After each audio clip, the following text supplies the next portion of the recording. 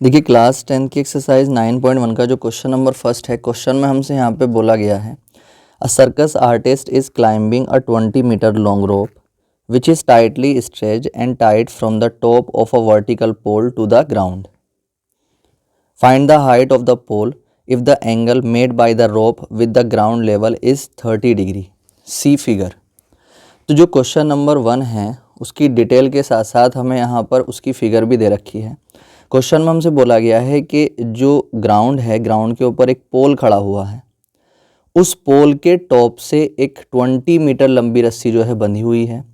उस रस्सी का दूसरा कोना जो है वो ग्राउंड पर कहीं पर किसी एक पॉइंट से बंधा हुआ है और ये जो रस्सी बंधी हुई है ये बिल्कुल टाइट होकर के बंधी हुई है, ठीक है, इसमें कोई ढील नहीं है। तो इस 20 मीटर लंबी रस्सी पर जो है एक सर्कस का आर्टिस्ट जो है चढ़ रहा है। तो इस कंडीशन के बेस पे हमें ये बताना है कि ये जो पोल है इस पोल की हाइट कितनी है, ठीक है। तो अब हम यहाँ पर क्या करते हैं, इस पोल की हाइट को मान लेते हैं h, ठीक है।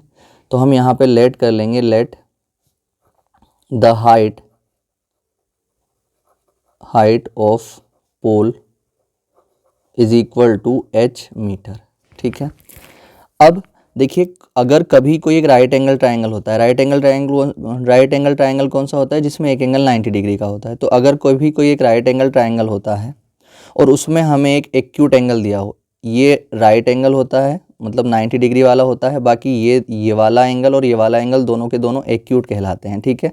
और हमें कोई एक एक्यूट एंगल दिया हो किसी राइट एंगल ट्रायंगल में, अगर हमारे पास एक एक्यूट एंगल दिया हो, ठीक है, और कोई एक साइड दे रखी हो, तो बाकी इन जो भी दो साइड में से कोई सी भी साइड अगर हमें निकालनी है उस राइट एंगल ट्रायंगल की, तो हम बड़ी आसानी से निकाल सकते हैं, ठीक है। कैसे?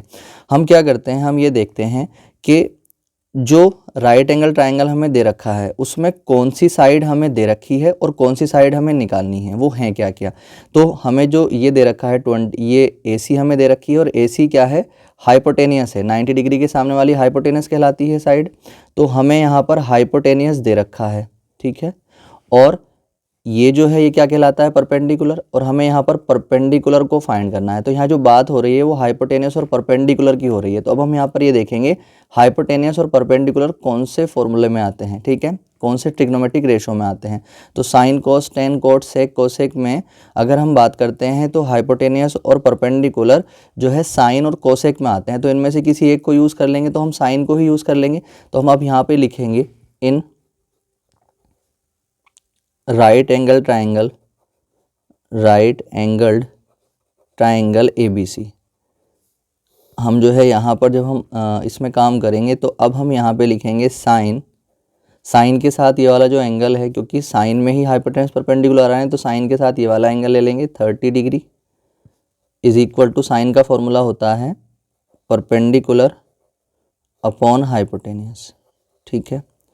अब साइन 30 की वैल्यू 1/2 होती है और परपेंडिकुलर क्या था इसमें, AB, और हाइपोटेनियस कितना था इसमें, हाइपोटेनियस था हमारे पास AC, ठीक है। तो अब जो है इनकी वैल्यू रख लो 1/2। तो AB यानी कि हाइट जो थी वो कितनी मानी थी हमने, h, अपॉन AC कितना है हमारे पास 20, ठीक है। तो हम यहाँ पे क्रॉस मल्टीप्लाई कर लेंगे, तो 2 की मल्टीप्लाई हो जाएगी हमारे पास यहाँ पे h से, क्रॉस मल्टीप्लाई जब करेंगे, और 1 की 20 से हो जाएगी, तो 20 × 1। तो हम यहाँ पे देखेंगे 2 की h से करेंगे तो 2h आ जाएगा, और बराबर में 20 की 1 से करेंगे तो 20 आ जाएगा। h की जब वैल्यू निकालेंगे तो 20 अपॉन में 2 आ जाएगा, 2 से ये 10 टाइम कट जाएगा, तो h इज़ इक्वल टू कितना आ जाएगा, 10 मीटर, ठीक है। तो इसलिए the height of pole is equal to कितनी हो जाएगी, 10 मीटर। ये इसका आंसर आ जाएगा।